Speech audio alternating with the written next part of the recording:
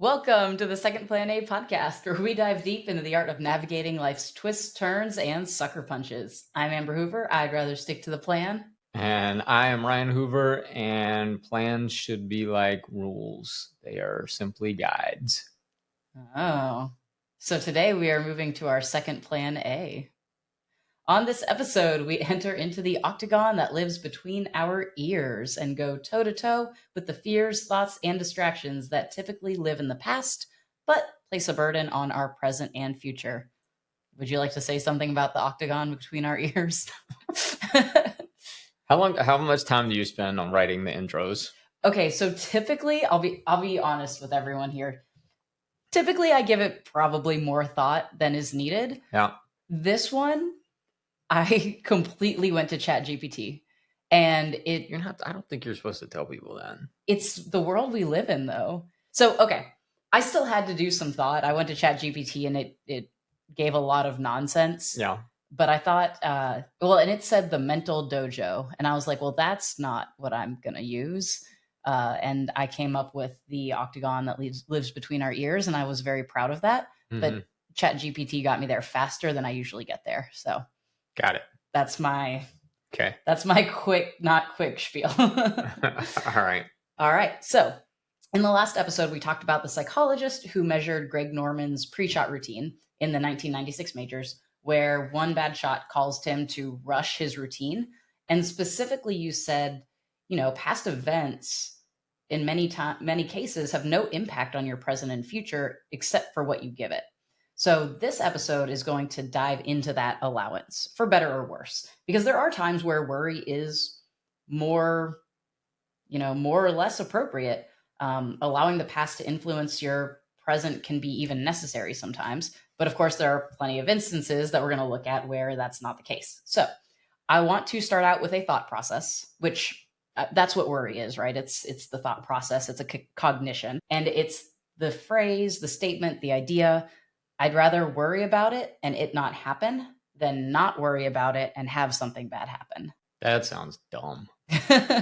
I was hoping that's how you would lead this.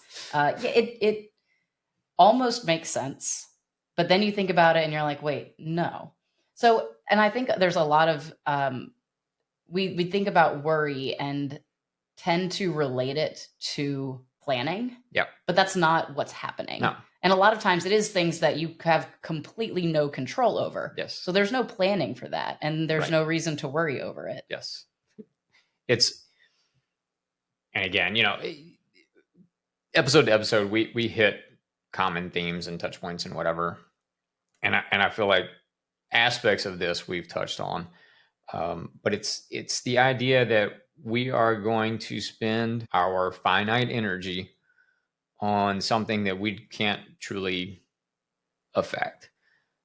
And I do think that, on some level there's solace there because it absolves us from spending that finite energy on things that we actually can affect. That do matter, which means there's that resistance added. And for me, like, worry is just, it's one of those things where we're spending time, energy, emotion, resource, whatever it is, on a topic, a person, an organization, a problem, whatever, that is not within our variable control. We talked last time about the thermostat and the thermometer. If we look at the thermostat, in real world controls the temperature. That's it. Any variable outside of that, the thermostat has no control over. And so when we start looking at worry and what worry can lead into, the physical manifestation of stress or whatever, is it something that we can actually do anything about?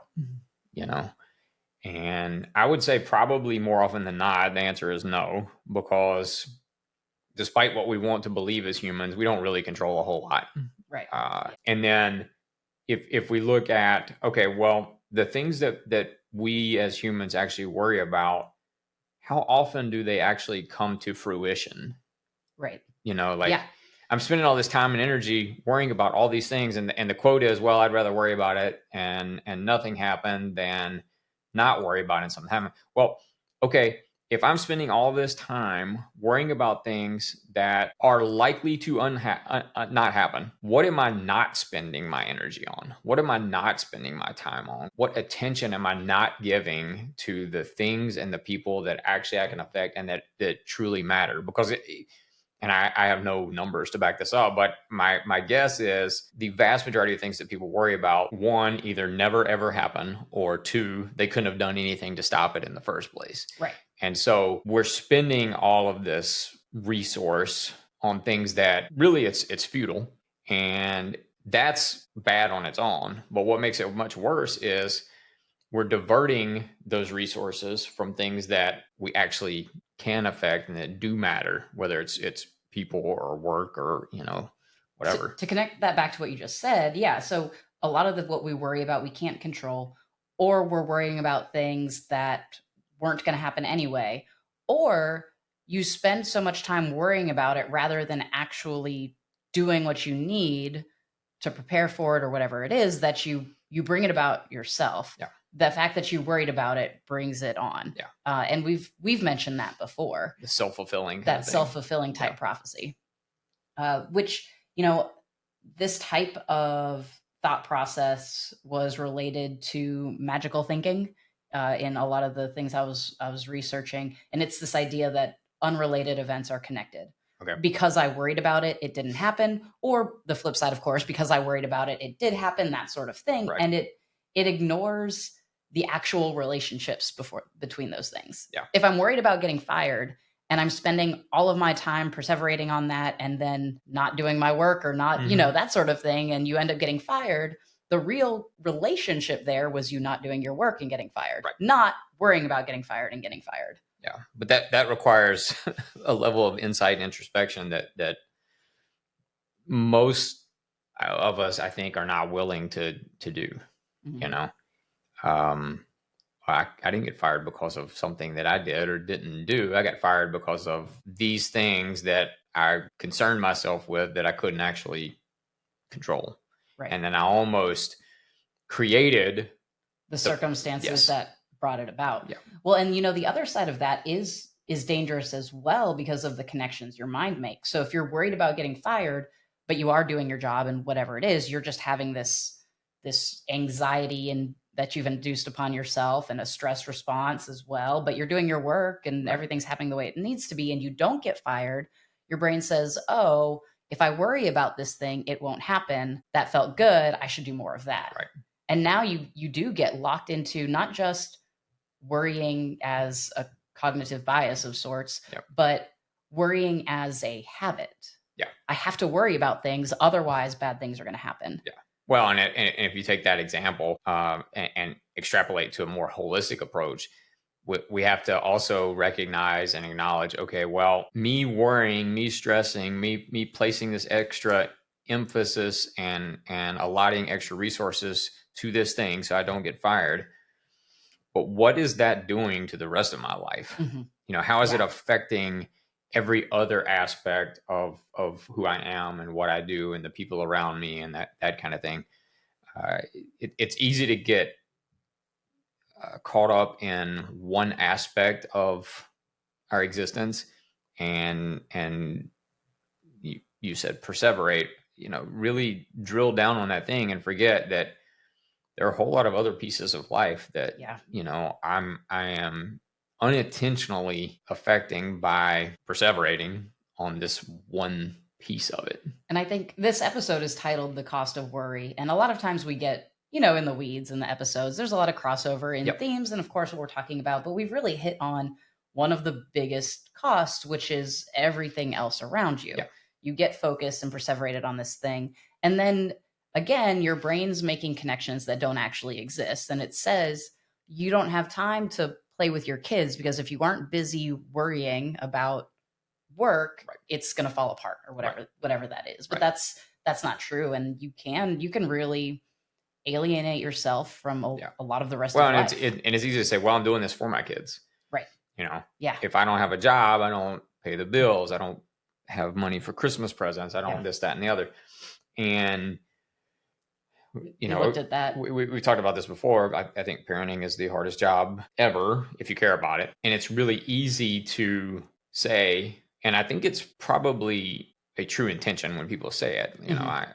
I am doing this for my family. I'm doing this for my kids. I'm Of doing course, this yeah. so blah, blah, blah, Yeah. whatever. But my experience, you know, again, mostly after the fact, because you learn how to be a really good parent after you've done it, unfortunately for your kids. But they would, by and large, rather have time with you than things that you give them. Now, I'm not talking about basic necessities, Of you course, know, yeah.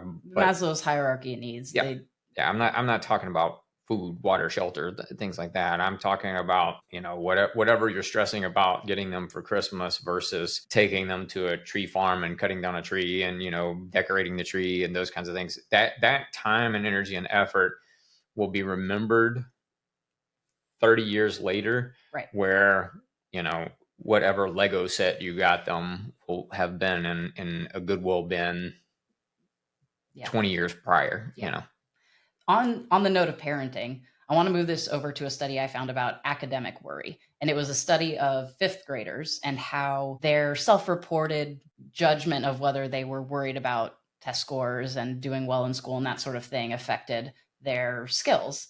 And there was a negative association with worry and their math and reading skills. So students who reported more feelings of worry, and they also did this with loneliness, tended to do worse in testing environments. Yeah. And, you know, because I want to include this, not that we're going to necessarily go down this path, but that association was larger. It was amplified for disadvantaged students. Mm-hmm. And so, as adults, as parents, we have to be careful about where our worries Right. transfer over, because it's backwards in its effect. Right. Making your child worry about their scores tends to make them do worse. And we had Ryan's youngest daughter recently took the SAT. And when I took the SAT, I was moderately obsessive. I had the giant test books, I had SAT prep cards. None of this surprises me Yeah, I even know a it little. doesn't. Yeah, no, it shouldn't surprise anybody. I was over prepared. And it paid off for me. That worked well for me. I don't want to say I was ever worried. Mhm. And I'm lucky that my parents really helped me understand how to release anxiety and stress through martial arts early on as a kid. But I wanted to be prepared. That's what I needed for me. Mm-hmm. And I had to hold back a little bit with your daughter wanting to ask about prep books and studying and this, that, and the other. And I'm like, I know she doesn't work that way. Mm-hmm. I know she tests well. Yep. She's going to go in and crush it. And in the back of my head, I'm like, oh, but we could go look for our Harvard review book then. And I'm like, nope, that's just not her. Yep. It's not her She would style. have looked at you like, what are you I talking know, about, I you know. crazy person? She would have, and she may have Yes. said that even. Yes. But regardless, yeah, it's difficult. Like anything, there's extremes, right? Yeah. I mean, we can if we go too hard one way or the other, you know. But we all know people in life, and we're like, man, that dude just doesn't seem to care about anything, and he just seems to breeze on by. I mean, there is something to that. There is something to, look, I'm not going to stress about this thing. I am not going to let this thing weigh me down so much that it keeps me from moving forward. Right. You know, or maybe it even starts pulling me backwards to a degree. I think there's a pretty good manifestation of this in our household when you look at Amber's dog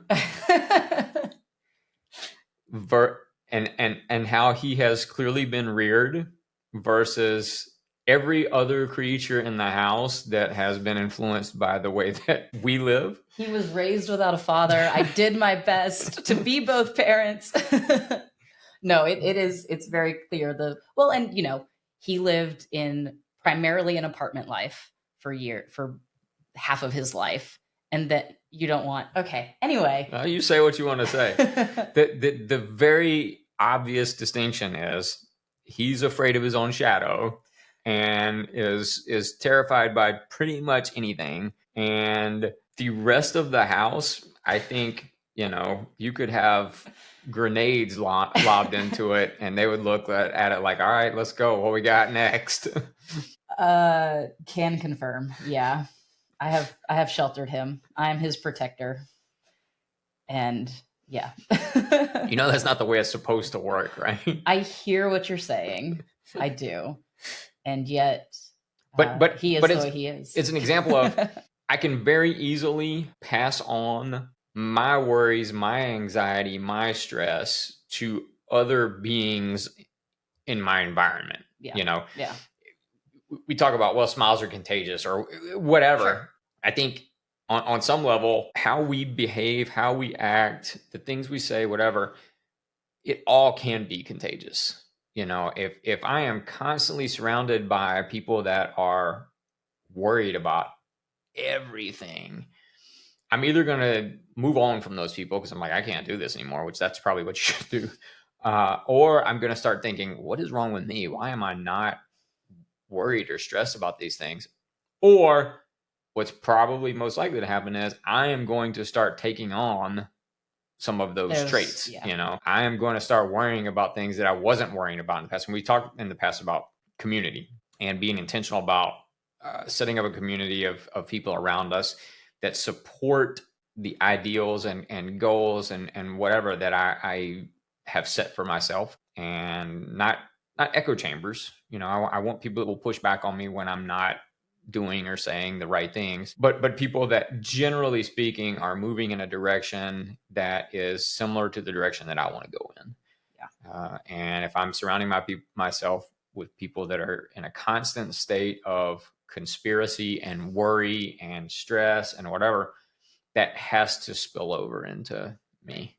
Well, and it's not that there isn't some worry to allow, but those conversations are pretty short and quick. It's, oh man, I'm worried, this is going to happen the next time I go to the gym, or I'm going to see that I'm going to get punched in the face, or whatever it is. And you're like, yeah, I definitely know getting punched in the face sucks, but your goal is to go in there and do your best. And if you get hit, you're going to be okay. And you're like, yeah, I know. And then you move on. Yeah. Well, I mean, that's what it's supposed to be, right? Yeah. You analyze, okay, what is this worry?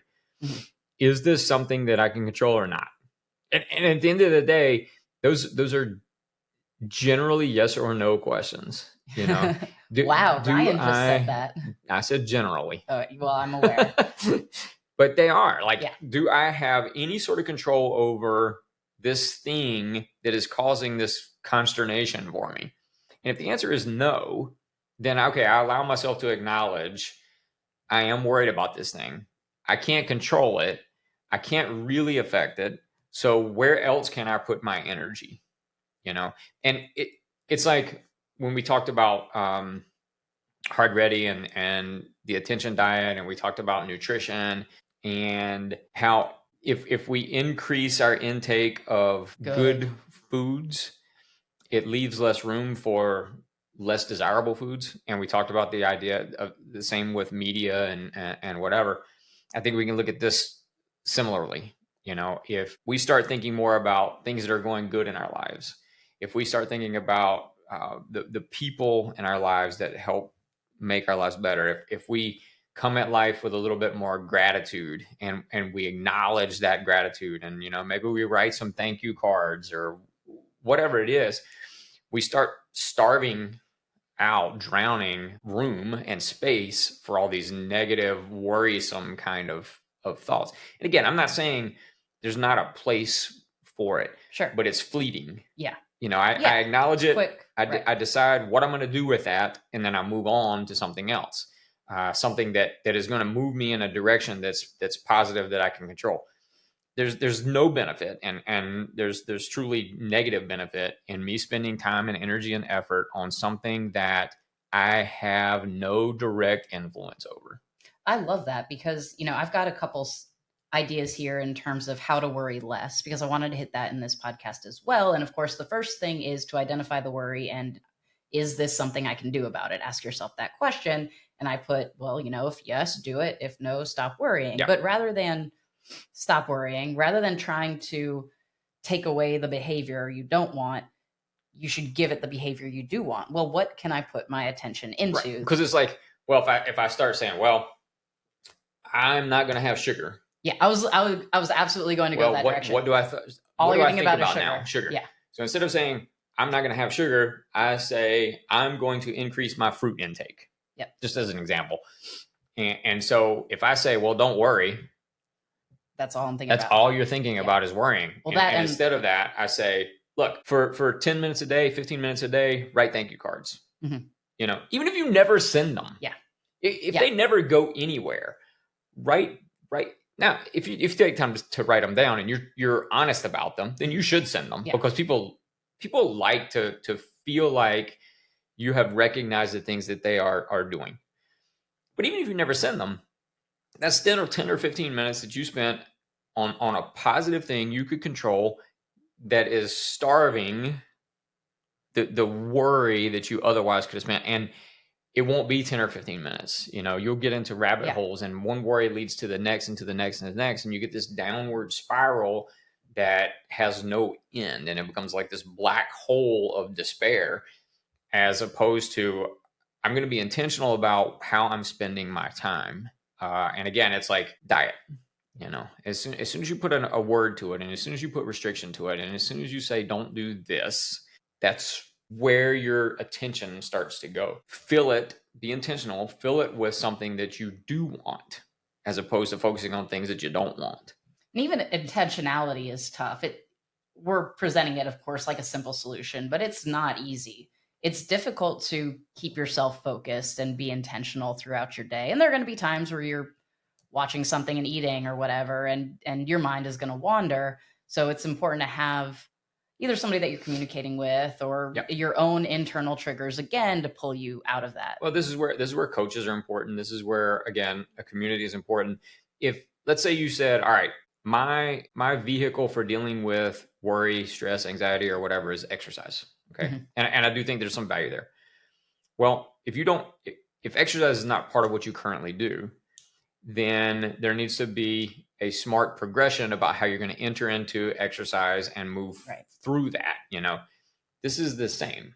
If I tell you, or you come to me and you're like, look, I want to lose X amount of weight, I want to gain X amount of muscle, I want to be able to increase my aerobic and anaerobic capacity, whatever. On day one, I'm not going to have you doing Tabata intervals, max bench, max squat, And so if we're talking about intent when it deals with worry, anxiety, stress, whatever, on day one, I'm not going to say, all right, you're going to spend 3 hours on goal setting, gratitude, it's going to be too much. It's going to be overwhelming. You're going to look at it. You're going to see 3 hours. I don't have time for this.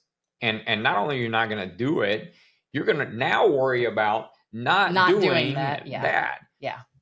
Exercise is the same way. If I give you something that right out of the gate is going to be onerous, you're looking at it like, there is no freaking way I can do this.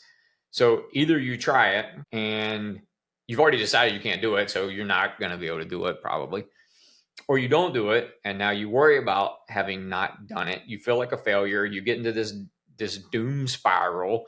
You don't reach back out to your coach. Now your coach because is you're embarrassed.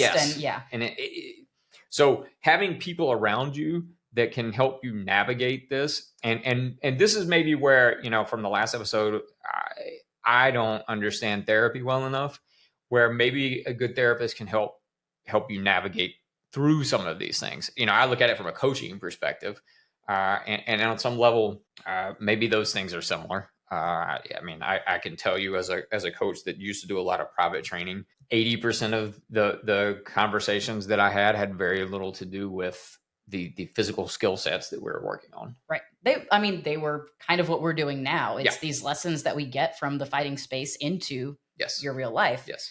So you mentioned attaching basically feelings to feelings, that downward spiral you get into when you say you're going to do something and then you don't do it, and then you feel bad about not doing what you said you were going to do, and it makes you do things worse, and you do end up in that sort of spiral. And I do think a good therapist helps pull people out of it.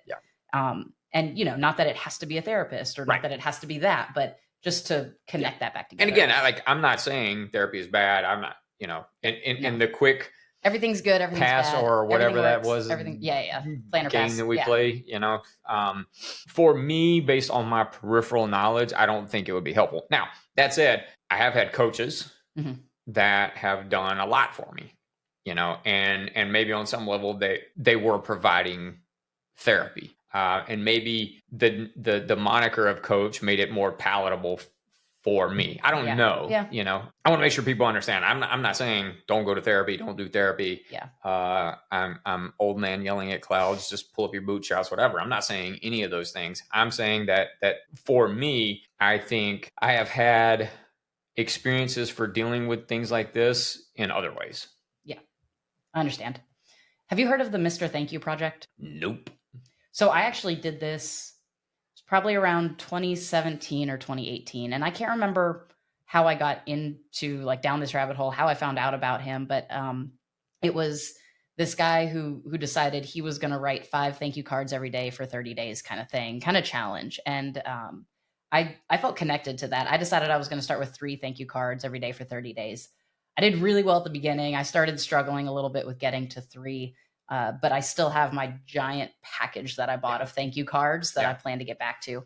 And I've taken that, forward into my life. Right. I don't sit down and write 3 a day every day, but I bring some on planes sometimes and write a quick note to the crew and that sort of thing, and the pilots. I send them to random coaches or staff on occasion, and it's something that once I found how to bring gratitude into my life, changed it a lot. And I don't know if I've told this story on this podcast. For me, the real big lasting impact was the Garth Brooks concert that we went to in Las Vegas. Mm-hmm. And I don't know why that's what did it. Cause I mean, I've thought about gratitude before, I've daily journaled before, I've done all these different things. The Mr. Thank You Project, it was great. But what really stuck with me was feeling so intimately connected to a huge star, a huge performer, acting like I'm just so important to him, and not acting. I mean, I am literally me, this single person in one seat in this venue is super important to him, and he wants to give, everything he can in this show. He gave a master class. And it affected me similarly. I don't think it has manifested like I wanted it to, though I am being very intentional about how I'm approaching courses for next year. And I think that was the catalyst for it. And I was similarly blown away by, and look, I'm sure he makes everyone feel that way every night he performs. And that is, and absolutely. But incredible. That doesn't change it doesn't diminish the impact for me. No, not at all. And that's a special character too. That's I don't know if I could sit down and analyze him and figure out what it was about him, what he said, how he said it that is different, but he really made an impact throughout the entire performance. I think there are people in our space that I have peripherally looked at, some that I know really well, but I've peripherally looked at from their social media and their courses and whatever, that I think do this well also, but much better than I do. I think I'm a victim so far. I think I'm a victim of, I'm super passionate about who we are and what we do. And I just want to get that information to people. Yeah. And then I am not nearly as intentional as I should be about the minutia around that, and making people understand why I'm delivering this information in this way, because I really want them to own it and be good at it and understand it in a way that I think will catalyze them to go out and disseminate this information. And in my zeal for doing that, I forget that there's a more human element that I should be spending some time on. I think Aaron Janetti does this well. I think Raul Martinez does this well. I think they've built communities, cultures that are transcendent beyond just the physical tools. Chad Lyman does it well. He's built an incredible, he's done something on the defensive tactics, law enforcement space that I think is pretty rare. So there are people that do this in our industry and our ecosystem, whatever you want to call it, really, really well. They're good practitioners, they're good coaches, whatever, but they have done the intangibles on a level that I feel like I've probably lacked in. I've seen a lot of growth though from you throughout the decade plus that I've known you, because I've seen you in the instructor courses where you come in, you say the things, we start doing stuff. At some point, there's a head grab and a sit against the wall, and it's like, like we're not doing what he wants to do, and that's about the structure. And then you get to a point where you can stand up and walk around, and then it goes bad again, and you're on the wall and grabbing your head. But maybe not to that extreme. But you've done a much better job at the outreach and the socializing side of it, I think. That said, your display of affection in sorts towards course participants is the information that you're passionate about. And that's you truly connecting with them and wanting the best for them. Right. And so, I think people see that and they don't realize that, he hasn't asked my name and shook my hand and asked me about my day and my dog and my kid, but because I really don't give a shit. I know. But that's just it's not how you connect with people. It's not. But for better or worse. Right, I mean, for of better course, or worse. Yeah. And I do think that there, just like anything, there are better and worse, in that approach, in every approach. But this is something that I don't want to say that I've worried about it, but it is something that I have decided to put some in attention and intention towards, because I do feel like it's something that I have lacked in the way that I approach teaching, coaching, whatever. Well, and that's a healthy approach to it versus, well, this is just the way I am. Mm-hmm. And of course, there's and I did that for plenty of years. Well, this is who I am. I'm 5'7". There's nothing I can do about that. Yeah. Right. This is the personality that I was born with. There's nothing I can do about that. And on some level, I mean, that is true. That's true. And if you look at Janetti and you say, well, I'm going to be like him, that's never going to work. That's never going to be authentic. No, you're not going to be he's like 5'3". Right. Of course. Can't jump over a wall. I mean, stop. It's crazy. No, I can't have his ebullience for, hang on. How do you spell that word? I can't do what he does. I just can't. And if I tried, it would not be authentic. Yeah. And it is the same for Raul. I'm not gonna be out on a range and rip off my shirt and cook a bunch of meat and but it works for him. And if you see the engagement that he gets from the community that he's built, it's a powerful thing to look at. Yeah. It really is. And so I feel like we've kind of gone down this rabbit hole, but I bring it up. Well, one, your Garth Brooks kind of story brought me here, but I bring it up because it is a thing that I have seen, I have acknowledged. I don't want to say I've worried about it, but it has brought some level of concern to me in that I feel like it's a gap in my coaching and my community building. And I looked at it and I said, okay, well, there are parts of this that I can do something about. Again, I'm 5'7". I can't do anything about that. My personality on some level is what it is, but I can be more intentional about some pieces of this. And I think that's, at the end of the day, when we talk about worry, stress, anxiety, that's it. Yeah. Can I do something about it? Yes, no. If the answer is yes, am I willing to do something about it? Because that's a whole other thing. Right. All right.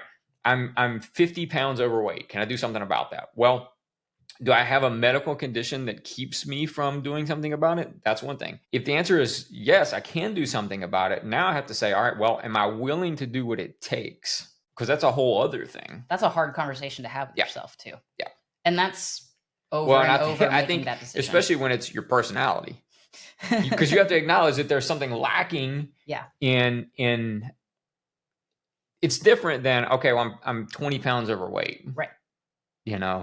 The physical versus the intangibles. Yes. Right. Whether it can be quantitative. There's a hole in how I'm not necessarily speaking about me now, but there's a hole in how I am interacting with people, engaging with people, how I'm processing information, whatever. Can I do something about that? Probably. Am I willing to? That's a whole other thing. And then if the answer is yes, I can, and yes, I'm willing to, now we have to come to the planning, the intention behind it. That part.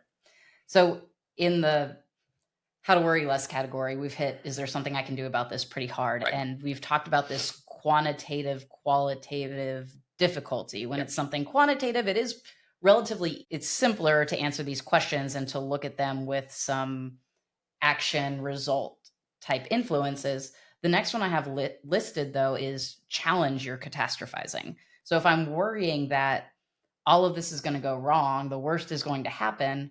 Okay, well, you owe it to yourself to look at the other side. What if everything goes right? What if it all goes my way? Yeah. And that not it does this doesn't truly align with worry in a result, but to make this a physical environment, when I run or do Spartan races, those types of things, I'll oftentimes hit a really difficult part of the run. I'll hit a hill, I'll hit something like that.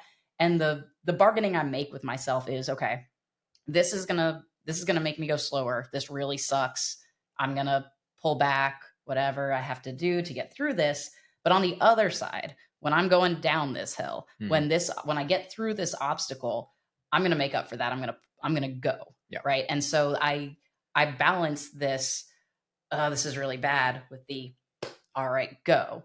And so if you're going to allow yourself to worry, that cognition that something is going to go wrong, why not look at, okay, well, what if it goes right? Yeah. To start balancing yourself and lead you to, I mean, we still end up back with, can I do something about this? And Right. then is there something better I can spend my time on? Yeah. But it helps you realize that you're locking into one side of something. Yeah. And the Well, reality is it all regresses to the middle, like we talked about last episode. and you said something there too, like, is it worth, because just because I can do something about it, then I have to look at the return on investment. Hmm. Because just because I can doesn't mean that I necessarily should, Right. you know. Because again, I'm allocating finite resources. There's only so many hours in a day. Hmm. There's only so much I can physically accomplish in a day. Um, the whole burning the candle at both ends kind of thing. And again, to get to certain points in life, those things are necessary. But we're still all, either consciously or subconsciously, we're doing internal ROIs. Just because I can do something about this thing, is it worth the energy and time and effort that it's going to take to actually do it? Well, back to my running example, I could sprint up that hill. Right. It's not going to be worth it, though. I'm going to keep moving. I'm going to go at a slower time, and it's going to be more beneficial for me on the other side. Yeah. So we've talked about, and I do want to keep going on these ideas of worrying less, but in terms of the cost of worry, we've talked about not giving your energy to other things and Mhm. how finite it is. But there's also a decision fatigue factor that comes up when I'm worrying over something, giving myself that anxiety, that emotional response, and then even the physical stress response from it. It's And caustic. it's making your body less able to handle other things as well. Hmm. It's gonna affect your immune system. It's gonna Hmm. affect your overall mental state. When the internal is so caustic, is so boiling over with worry, anxiety, stress, whatever. At some point, it's gonna manifest itself physically. Yeah. And when people start to look run down, feel run down, obviously there's physical fatigue, but a large percentage of it may not be from initially Physical. the physical. Yeah. It's the emotional, it's all of this, the weight of stress and anxiety and worry that they're carrying, that is in that doom spiral of things, where I'm giving all my energy and effort and attention to these things that I either can't affect or I can't affect enough to matter. And now it's taking away from things that I can, which only increases my worry, only increases my stress, only increases my anxiety, because I start looking around me, All the and dominoes and start now, falling. yeah, everything is falling around me, and I'm like, now it's overwhelming. Hmm. And the things that I actually can control, it's so daunting Yeah. that I don't even know where to start. And so it just keeps going and going and going and going and going. And I think a lot of times it started because I put my energy and intention and attention on things that didn't matter. I couldn't do anything about in the first place. Yeah.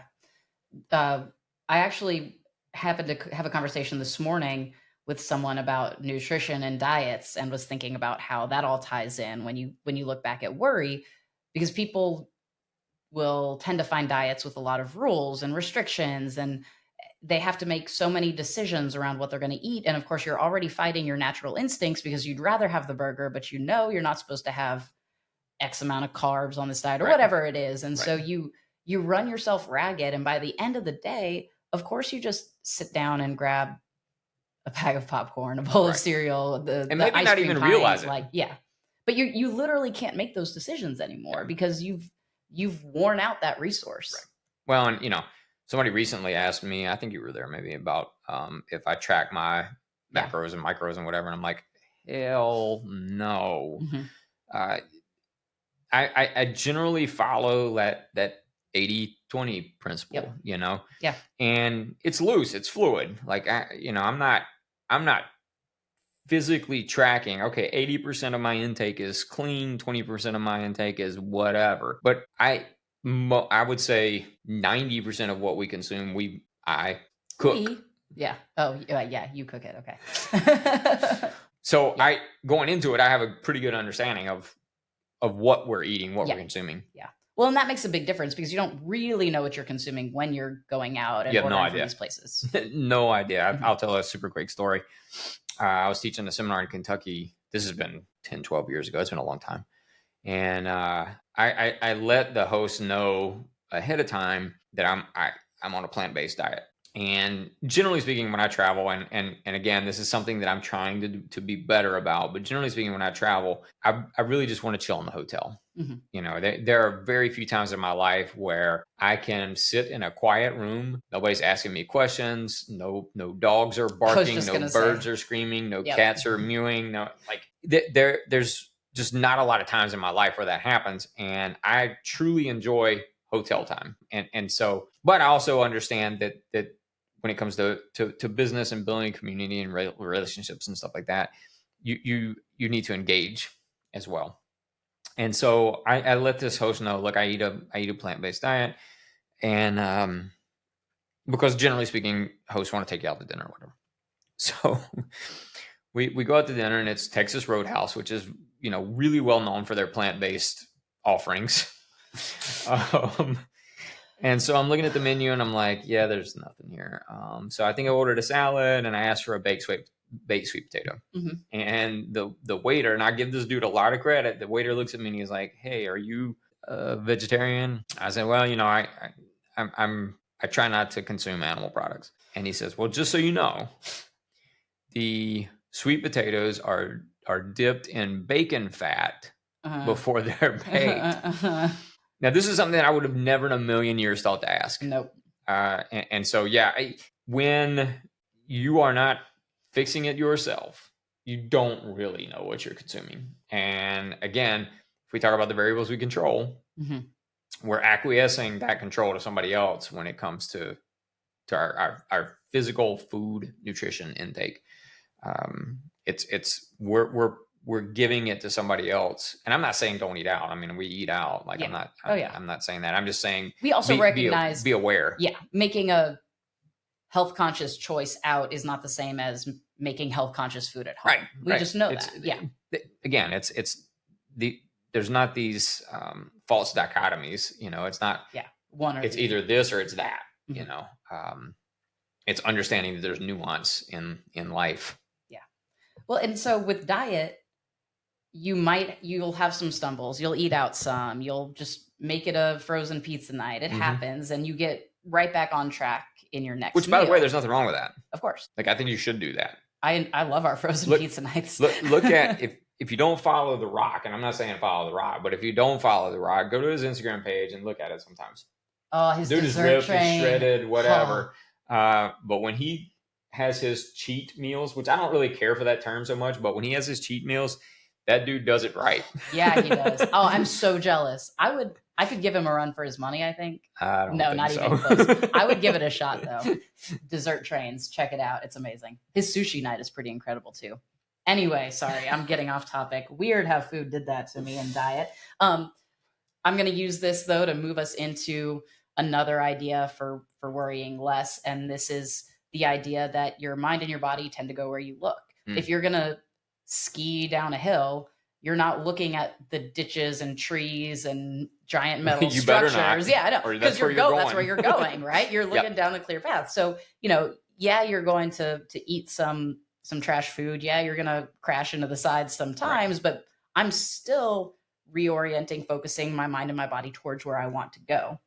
And so if you catch yourself worrying about getting fired, getting dumped, boyfriend breaking up with you, whatever it is, that's where things are going to tend to go. Not because they actually are even, but because what you're focusing on is what you see. It's right back to our blue. You're focusing on the thing you don't want. Right. And I think if we tie it back to what we do, when you do force on force simulations, a lot of times, and I mean, this can be from really good shooters, but a lot of times people are getting shot in the hands, not because people are aiming for the hands, but because they see that the other guy or girl has a gun, and that's where their eyes go. And so when my eyes go to the other person's gun or hands, well, my gun follows, and I'm shooting them in the hands now instead of getting center mass shots on target. I think it's a good way to illustrate what you're talking about. What I give attention to, what I look at, what I focus on is where I'm going to go most likely. And the higher the stakes, the more likely that is. Yeah. I'm going to relate this into mantras, which is going to come back up again, but having some type of grounding idea, some type of phrase that you repeat to yourself to help keep you focused on that path that you want to go down can help. This sounds like some woo-woo millennial I knew you were going to go there. Don't worry. What are we just going to do? Manifest that shit? So, okay. Perfect. Let's just get some fucking crystals and manifest that shit. There's a difference between, so we talked about magical thinking, right? No, this is great. I needed you to make this connection for me. Thank you. There's a difference. No problem. Between magical thinking, which we said was unrelated events being connected. I was worried about getting fired and I got fired. It must be that my worry caused it, right? And making the connection between this is what I want or whatever is going on. Why are you knife handing me right now? Because you should know. You know body language. I know why. So if you're watching, just so you know, when somebody does this in conversation, a lot of times it can be perceived as aggressive. This is somebody that, so when you do this knife hand motion, this is somebody that's trying to cut through bullshit. This is somebody that's trying to make you, they really want you to understand the point they're trying to make right now. It's not an aggressive movement, generally speaking. It is literally, they're trying to cut through bullshit and they really want you to understand what they are trying to say right now. Yep. And since I don't do a great job actually saying it, I need my hands. But I've not seen this body language from you before, so that's true. Because it's interesting. I'm passionate about this, but I have to get it out in the right language, I guess. And I literally have in my notes, I would manifest that shit into this category of magical thinking, because it's the idea that just speaking this thing into the universe is going to cause it to happen. Mm-hmm. But that's not the case. What? Weird. You suck as a millennial. I'm pretty terrible at it, truthfully. But if you have, whatever your goal is, whatever the height of what you want to do is, and you use that to guide your actions and your behaviors, now you actually make an influence, right? And Darren Hardy, I believe, is the one I first heard put this into context. He said, your thoughts determine your actions create your behaviors build your habits. Mm-hmm. That's what creates your future. Yeah.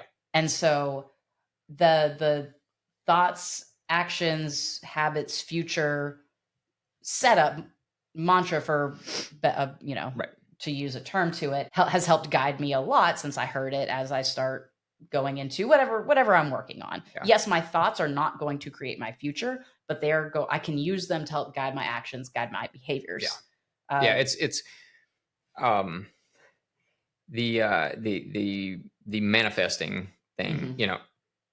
I don't want to totally discount it. Yeah. It should be is some level of step one. Right. The problem is we make it the only step. Yes. Well, I'm just going to throw it to the universe, or I'm just going to give it to God, or whatever, and I don't want to get into religious conversations, but there's a story, and I'm not going to go through the whole thing, but there's a flood, guy sitting on a roof. Yep. Somebody comes by with a boat. Canoe, They're like, hey man, jump on in. Helicopter comes by. No like, thanks, hey God bro, will save me. Yeah, all this kind of God stuff. will save me. Yeah. Guy ends up drowning. He gets to heaven, and he's like, yo, what's up? And God's like, I send you a canoe I send and a canoe, a helicopter, right? Yeah. That on some level, we have to be actionable. Yes. We have to actually do something. Right. If step one is, all right, I'm going to manifest this shit. I'm going to be intentional about what it is that I want to happen. Well, then steps 2 through 1,000 need to be aligned with, working towards that thing, actual actionable things. Just saying something into existence is not going to make it happen. I promise it's not. Well, and you brought up an interesting point, which is the other side of the role of worry, why we do it. And there is problem solving abilities with it. Yeah. I'm worried about my presentation not going well. Right.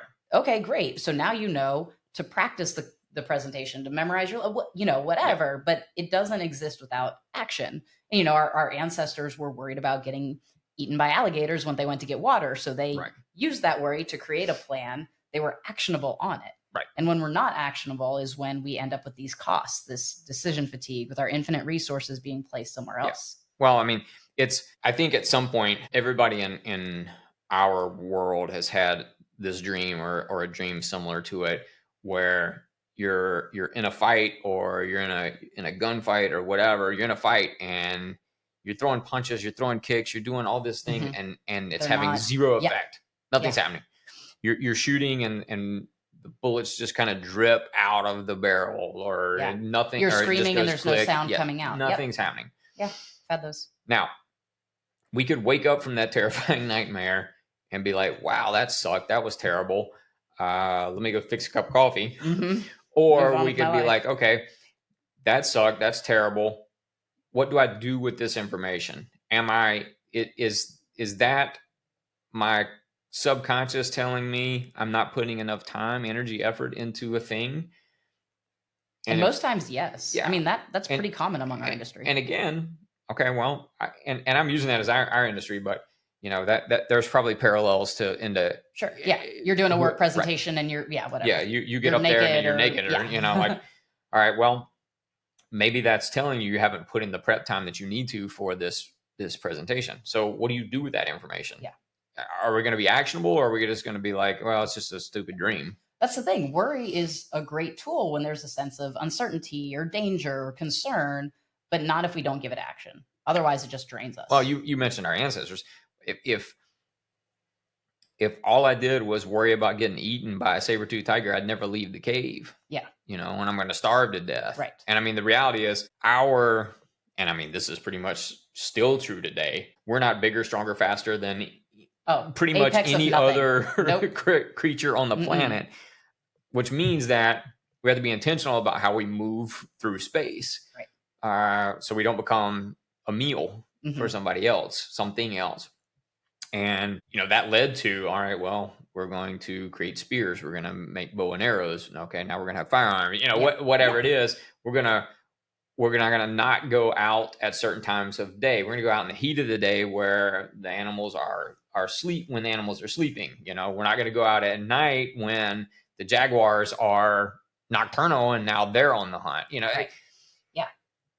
We have to be intentional and smarter about how we move through space. Yeah, absolutely. And again, if I'm trying to just say, don't worry, well, that's not normal human behavior. That's literally why we've existed. I just watched 3 different people go out of this cave and get eaten. Right. Yeah. You need to worry about. I have a reason to be worried. Yes. What am I going to do with it, though? Yeah. Yeah. All right.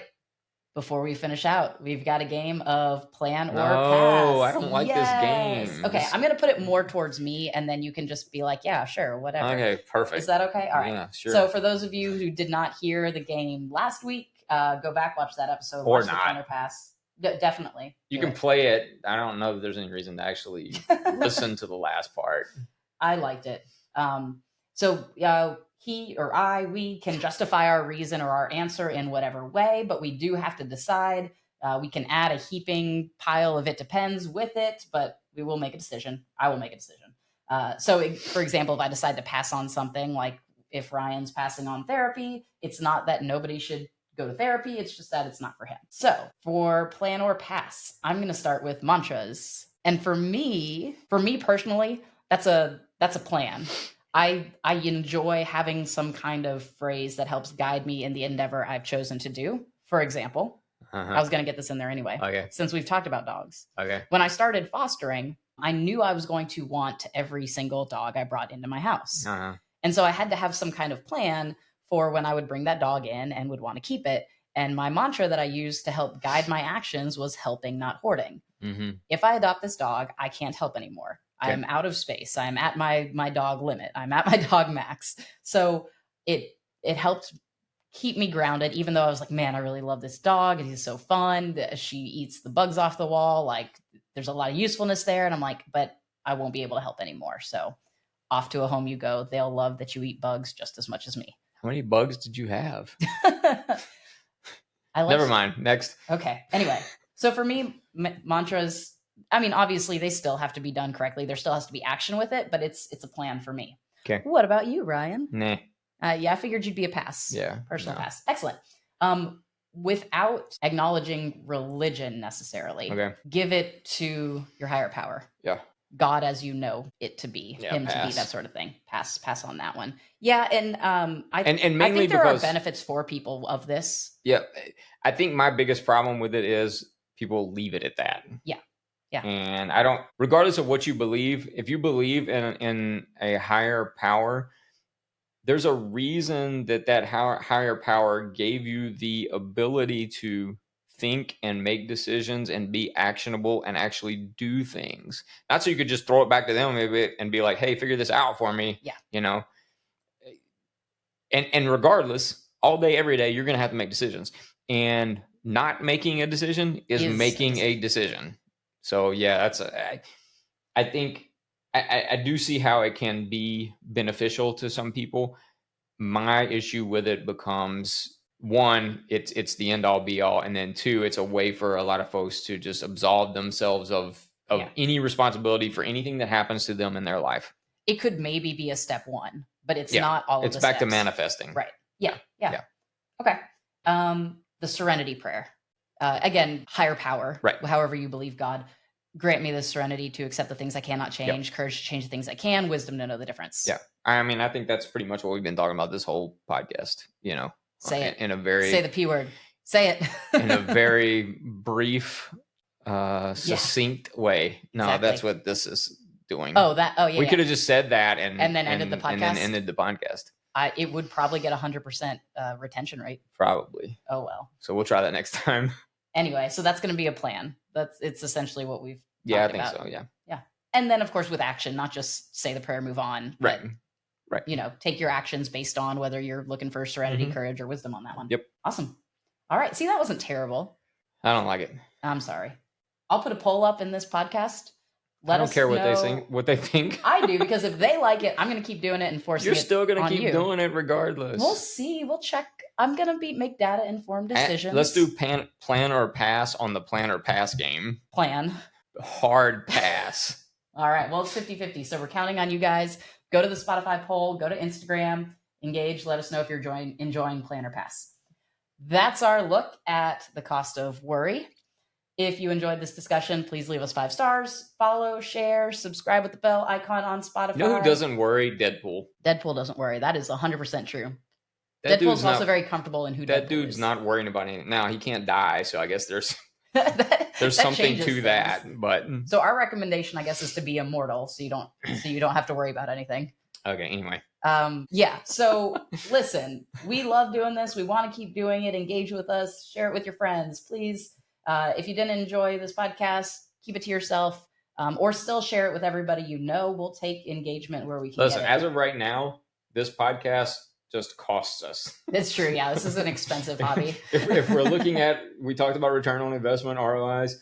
At some point, we're going to have to make some strong considerations for that. This costs us time and money and energy and resource and whatever. They could be going to other things and other projects and places and whatever. We do enjoy it. We do like doing it. However, it's not long-term sustainable if we don't get the traction that is needed through Spotify, YouTube, whatever, all the algorithms and things and reviews and whatnot. So yeah, we love that everybody that is listening, and we've got 14 countries Yeah. represented, Yeah. which is awesome. But we need as much as we can get. So please share, subscribe, all that good stuff. Thanks, everybody. Thanks for listening to Second Plan A, and we look forward to growing with you next time.